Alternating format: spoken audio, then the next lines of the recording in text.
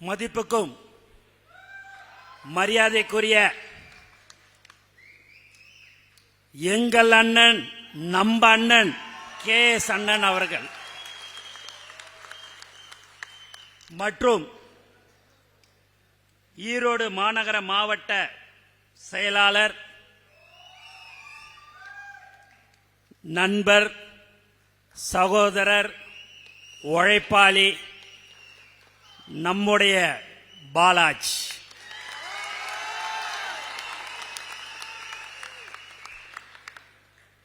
ஈரோடு கிழக்கு மாவட்ட செயலாளர் சகோதரர் வெங்கடேஷ், ஈரோடு மேற்கு மாவட்ட செயலாளர் சகோதரர் பிரதீப் குமார் மற்றும்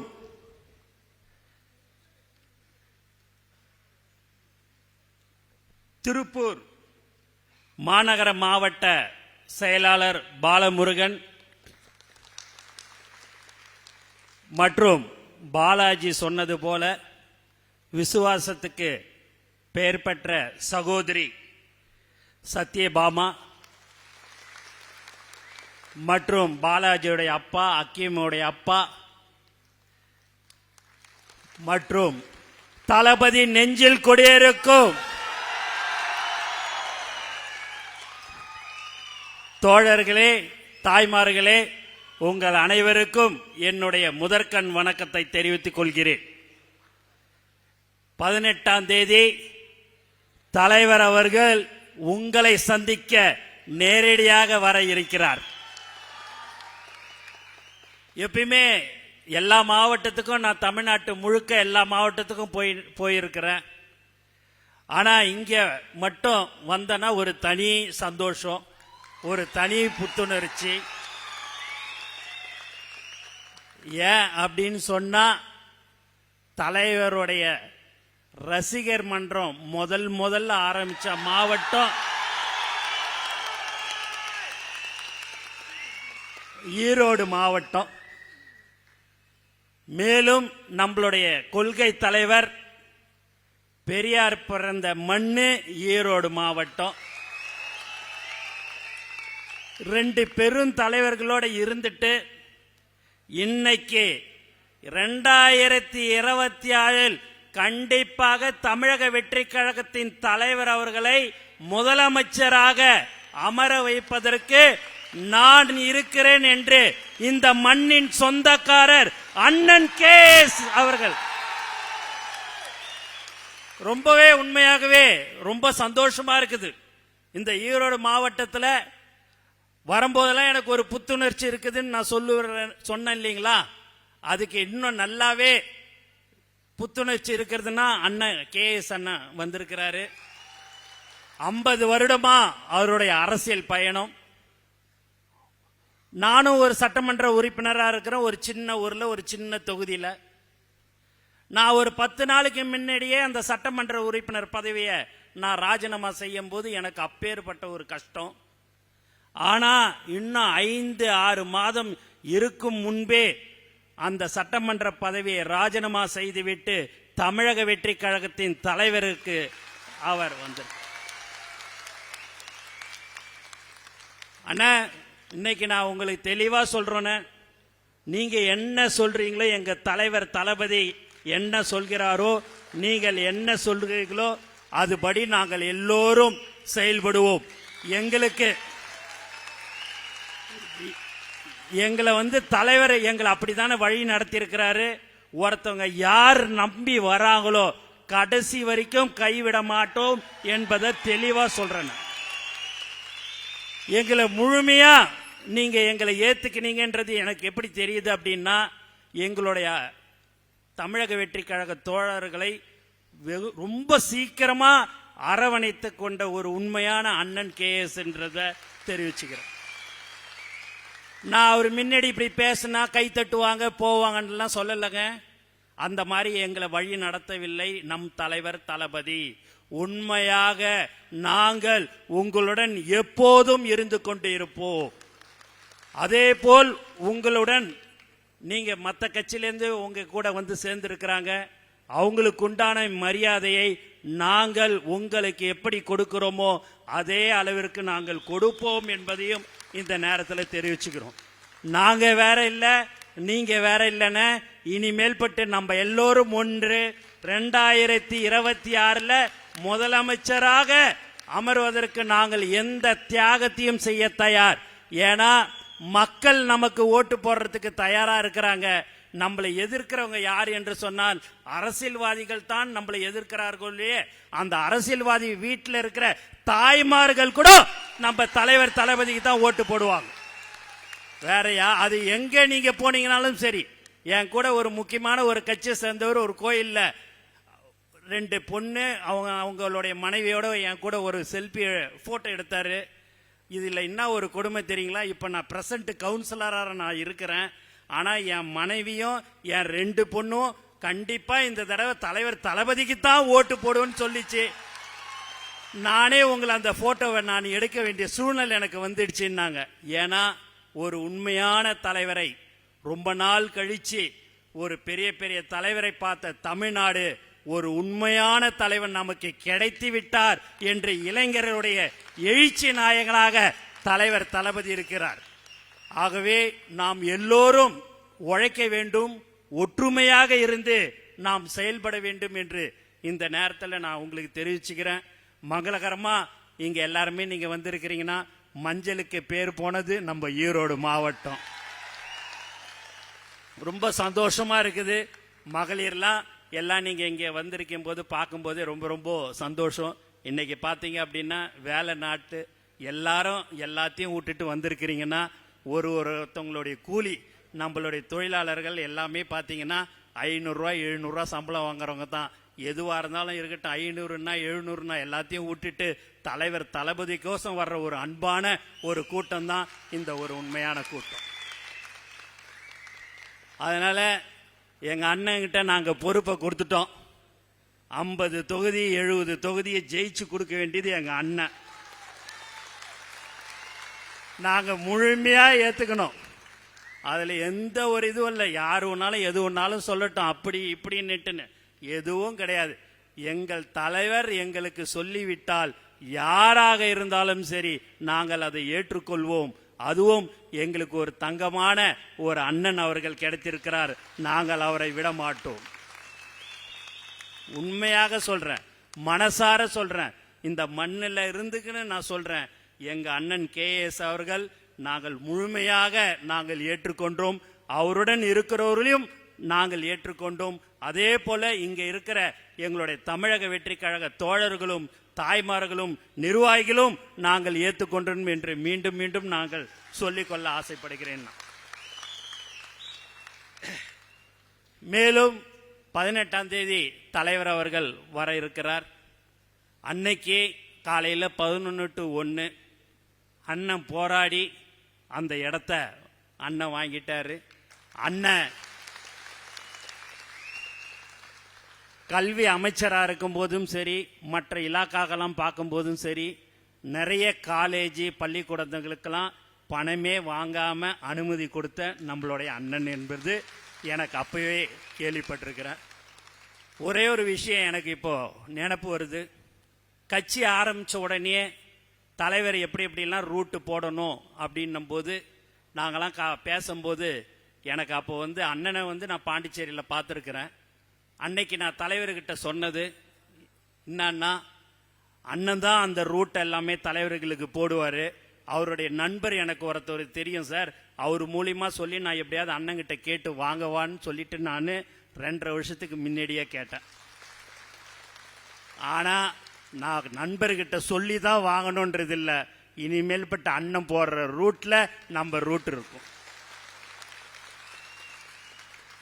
பாலாஜி வேற சொன்னான், நேத்து பேசின வீர வசனமாலாம் பேசின, அப்படிலாம் பேசாத, இன்னைக்கு சிரிச்சுக்கினே பேசு தெரியுதானே அப்படின்னா. ஏன்னா எங்க மண்ணுன அந்த மாதிரியான மண்ணுன்னா, டே நான் சிரிச்சுந்தாண்டா எப்பயுமே பேசுறேன், நீ எனக்கு டென்ஷன் ஆக்காம இருந்தா சரி. இல்ல இல்ல நான் டென்ஷனே உன்னை ஆக்க மாட்டேன், உன்னை டென்ஷனே ஆக்க மாட்டேன்னா. ஏன்னா அந்த இடம் வாங்குறது, போலீஸுக்கிட்ட பெர்மிஷன் வாங்குறது, முனிசிபாலிட்டியில பெர்மிஷன் வாங்குறது பயங்கர டென்ஷனா இருக்கும் தான். ஆனால் அதை எல்லாத்தையும் எங்கள் அண்ணனுங்கிட்ட நாங்கள் அந்த கேஎஸ் அண்ணங்கிட்ட அந்த டென்ஷனை கொடுத்துட்டோம். அவர் அதை சாதாரணமாக இவ்வளோ காலம் நம்ம ஒரு 9 தடவை சட்டமன்ற உறுப்பினராக இருக்கிறோம், பல தடவை மந்திரியாக இருந்திருக்கிறாரு. அவரை பார்த்தெல்லாம் நான் சிலது கற்றுக்கினேன். டென்ஷனே ஆகலை. ஏதோ அவங்களுக்கு மேலேருந்து அவங்களுக்கு இடையூறு கொடுக்குறாங்க, அழுத்தம் கொடுக்குறாங்க, பரவாயில்ல இருக்கட்டங்க, நமக்கு கொடுக்குற இடத்துல நம்ம சிறப்பாக செய்வோம்னாரு. நேற்று இந்த நைட்டு வந்து இந்த மண்டபத்தையும் பார்த்தேன், அந்த இடத்தையும் பார்த்தேன். அருமையான அந்த இடம் கொடுத்த அண்ணனு அவர்களுக்கு இந்த நேரத்தில் மனமார்ந்த வாழ்த்துக்கள், நான் நன்றியை தெரிவிச்சுக்கிறேன். ஏன்னா ஒரு ஈடுபாடு இருக்கணும். எப்பயுமே ஒரு வேலை செய்கிறாங்க அப்படின்னா ஒரு ஈடுபாடு இருக்கும். அதுவும் நம்ம தலைவர் நமக்கு அப்படிதான் அதை கற்றுக் கொடுத்துருக்கிறாரு. அந்த ஈடுபாடு அதிக அளவில் நம்ம அண்ணன் கேஎஸ் அண்ணன் அவர்கிட்ட இருக்கிறது. அவர்கிட்ட நிறைய கற்றுக்க வேண்டிய விஷயங்கள் நிறைய இருக்குது. நான் மட்டும் இல்லை, நீங்களும் நிறைய கற்றுக்கணும்.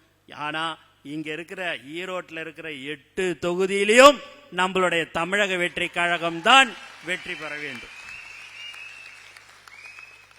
மேலும் அன்னைக்கு 18ஆம் தேதி வரும்போது மோட்டார் சைக்கிளில் ஸ்பீடாக வர்றது, ஊர்வலமாக வர்றது, அதெல்லாம் தயவு செய்து வச்சுக்காதீங்க. அதுக்கும் அது வந்து இந்த ஈரோடு மண்ணுக்கு அதெல்லாம் ஒத்து வராது. எப்பயுமே நம்ம ஒரு அமைதியாக எப்பயுமே இருக்கிற ஒரு தோழர்கள் தான் நம்பலாம். அதனால் அந்த மாதிரியான வண்டி ஓட்டின்னு வர்றது, சத்தம் போட்டுக்கின்னு வர்றதெல்லாம் தயவு செய்து வச்சுக்க வேணாம். எதுவாக இருந்தாலும் இந்த மண்டபத்தில் நீங்கள் எப்படி வேணாலும் சத்தம் போடலாம், எப்படி வேணாலும் பேசலாம். பொதுமக்களுக்கு எந்த ஒரு இடையூறும் இல்லாமல் நீங்கள் தயவு செய்து தலைவர் தளபதி அவர்களை வந்து பார்க்க வேண்டும் என்று நான் உங்களை அன்புடன் கேட்டுக்கொள்கிறேன். குழந்தைங்க இட்டுன்னு வந்தாங்கன்னா அவங்க கிட்ட சொல்லுங்க, வர வேணாம் குழந்தைங்க. அதுமாரி கர்ப்பிணி பெண்கள், வயசானவங்க யாருமே வந்து அவங்கள வர வேணாம். எந்த ஒரு கட்சியிலுமே எல்லாரையும் வாங்க வாங்கன்னு தான் கூப்பிடுவாங்க. நம்ம தமிழக வெற்றி கழகத்தில் மட்டும்தான் இவங்கள வராதிங்க அவங்கள வராதிங்கன்னு சொல்ற ஒரே கட்சி தமிழக வெற்றி கழகம் மட்டும்தான். ஏன்னா எவ்வளோ இடம் கொடுத்தாலும் சரி, தலைவர் தளபதி வந்தா அந்த இடம் போதாதுங்க. மக்களே எல்லாம் திரண்டு வர்ற ஒரே கட்சி நம் தலைவர் தளபதிக்கு மட்டும்தான். வேற நீங்களாம் பாருங்க, வேற எங்கேயாவது இதெல்லாம் நடக்குமான்னு பாருங்க. நம்ம விக்கிரவாண்டி மாநாடு வச்சிருந்தோம், மதுரை மாநாடு வச்சிருந்தோம். விக்கிரவாண்டி மாநாட்டில் விடிய காத்தால 3-4 மணிக்கு வந்து உக்காந்தாங்க, ரைட்டுன்னு விட்டுட்டோம். மதுரை மாநாட்டுக்கு பார்த்தீங்கன்னா அதுக்கு முன்னால் மாலை 7 மணிக்கே உக்காந்த கூட்டம் எது என்று சொன்னால் அது தமிழக வெற்றி கழகத்தில் மட்டும்தான். அதனால எல்லாருக்குமே அந்த ஒரு பயம் இருக்கத்தான் செய்யும். என்னடா இது, காசு கொடுக்கல, அரிசி கொடுக்கல, எதுவுமே கொடுக்கல. ஆனா முகத்தை காட்டினா, தலைவருடைய முகத்தை காட்டினா அது பாட்டுன்னு சாரசாரியா வருதுன்னு என்று சொன்னால் அதுதான் தமிழக வெற்றி கழகம்.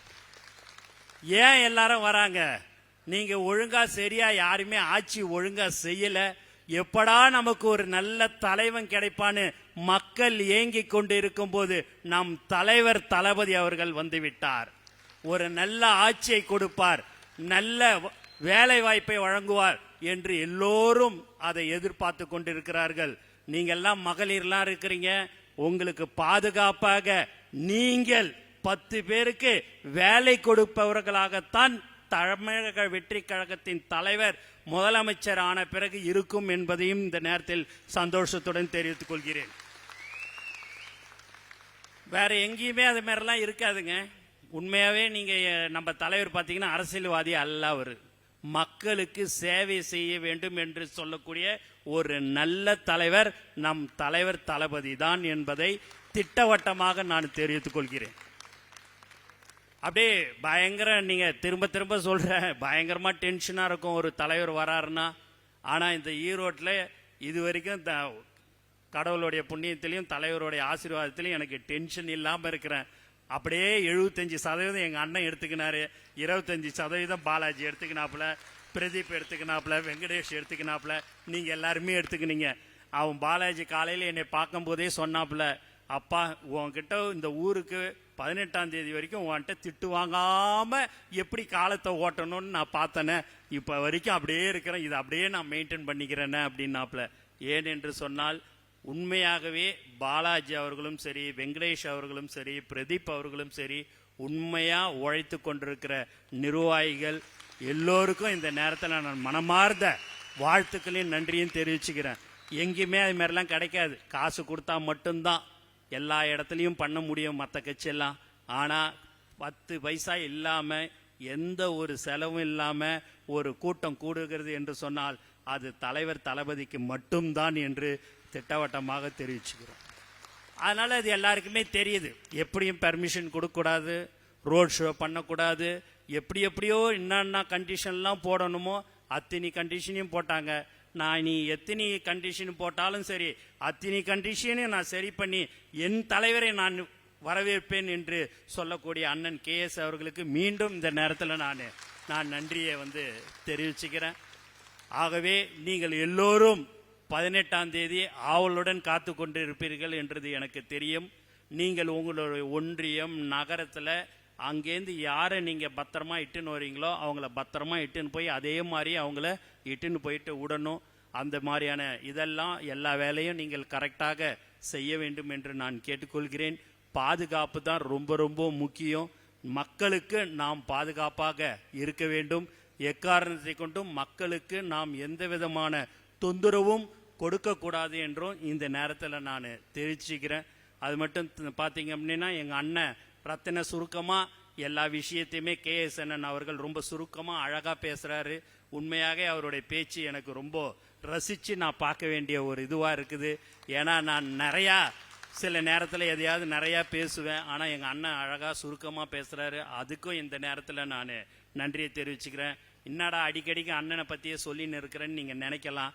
உண்மையாக மனசார எங்கள் தளபதி அவரிடம் கையை காட்டி அண்ணனுக்கு எந்த ஒரு சின்ன குறையோ மரியாதை குறைவில்லாமல் இருக்கக்கூடாது என்று சொன்னார். அதனால நம்மளுடைய கட்சி நம்மளை 50 வருடத்தோடைய அரசியலை விட்டுட்டு மற்ற கட்சியோடைய அரசியலை விட்டுட்டு நம்மளுடைய அரசியல் என்பது என்ன, கடந்த 32 வருடமாக நலத்திட்ட உதவிகளையும் மக்களுக்கு சேவை செய்கின்ற ஒரு கட்சியாக நம்மளுடைய தமிழக வெற்றி கழகம் இருந்து கொண்டு இருக்கிறது. அந்த கட்சியில் நம்ம அண்ணன் இன்னைக்கு வந்திருக்கிறாரு. அவர் மந்திரியாக இருக்கும்போது எவ்வளோ பள்ளிக்கூடம் காலேஜுக்கு எல்லாமே கொடுத்தாரு, இடம் கொடுத்தாரு, எல்லாமே கொடுத்துருக்கிறாரு. பள்ளிக்கூடத்துக்கு சாங்ஷன் பண்ணியிருக்கிறாரு, நிறைய திட்டங்களை செய்திருக்கிறாரு. எவ்வளோ பேர் நான் இங்கே ஈரோட்டில் பார்க்கும்போது அவர் சேர்ந்தது ரொம்ப சந்தோஷங்க, எனக்கு அவர் வேலை வாங்கி கொடுத்தாருங்களாம் சொல்லும்போது உண்மையாகவே பெருமையாக இருக்கிறது. அவர் நம்முடன் இருக்கிறார். நம்மளுடைய ஈரோடு மண்ணு சொந்தக்காரர் இங்கே இருக்கிறார் என்பது மிக மிக சந்தோஷமாக இருக்கிறது என்று நான் சொல்லிக்கொள்ள ஆசைப்படுகிறேன். ஆகவே அண்ணன் அவர்களுக்கு நான் மீண்டும் சொல்லிக்கொள்கிறேன், நாங்கள் எப்போதும் தலைவர் பின்னாடியும் உங்கள் பின்னாடியும் நாங்கள் இருப்போம் என்று இந்த நேரத்தில் நான் தெரிவித்துக்கொண்டு, கண்டிப்பாக தலைவர் 2026 முதலமைச்சராக ஆவது உறுதி என்பதை கூறிக்கொண்டு எனக்கு வாய்ப்பு கொடுத்த அனைத்து உள்ளங்களுக்கும் நன்றி கூறி விடைபெறுகிறேன். நன்றி, வணக்கம்.